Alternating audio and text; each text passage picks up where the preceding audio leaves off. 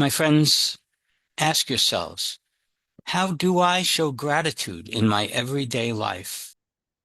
This question would be great to use for contemplation during your devotional time, or as a journaling prompt, or even as food for thought at the dinner table. I'm going to leave it up here for a moment so you can copy it down. Let us know in the comments how you decide to use it. We hope you have a wonderful day in the Lord.